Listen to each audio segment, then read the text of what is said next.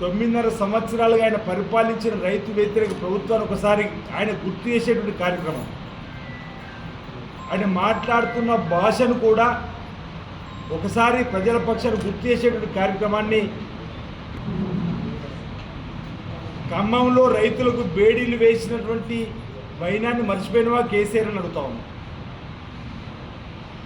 వరంగల్లో మిర్చి రైతులపైన లాఠీ చార్జ్ చేసిన వైనాన్ని మర్చిపోయినవా కేసీఆర్ అని అడుగుతున్నాం.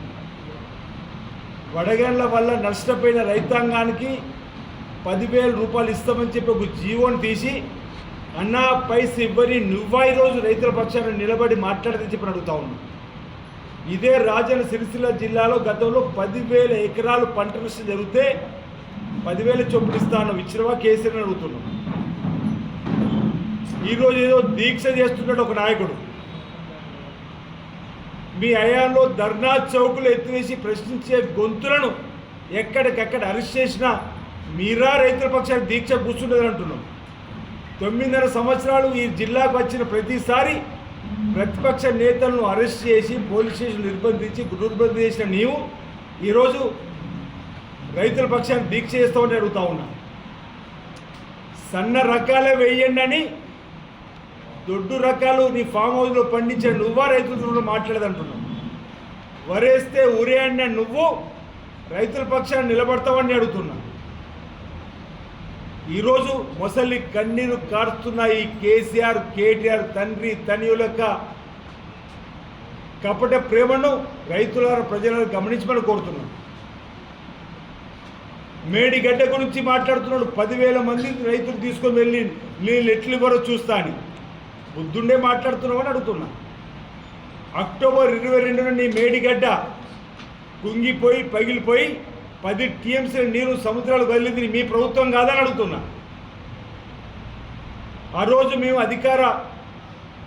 కాంగ్రెస్ పార్టీ అధికారులకు వచ్చిన వాస్తవాలను ప్రజలకు చెప్పడానికి మేము రమ్మన్నప్పుడు ఎందుకు ముఖం చాటేసి మేడిగడ్డకు రాలేరు అడుగుతున్నా. మీకు ఇబ్బంది అవుతుంది రాలేకపోతున్నట్టే మా ముఖ్యమంత్రి రేవంత్ రెడ్డి గారు బేగంపేట ఎయిర్పోర్ట్లో హెలికాప్టర్ మీకోసం సిద్ధం చేసి ఉంచాడు.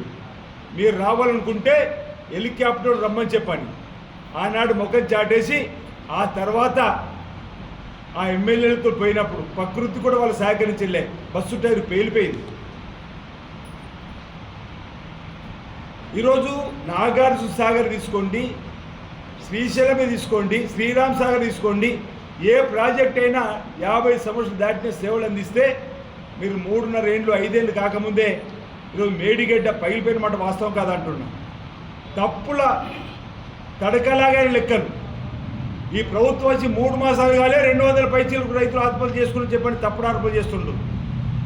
మా ముఖ్యమంత్రి రేవంత్ రెడ్డి గారు అన్నాడు, ఎక్కడ రైతులు ఆత్మహత్య చేసుకున్నారో మాకు ఇవ్వండి, మేము వారికి నష్టపరిస్తామని చెప్పండి.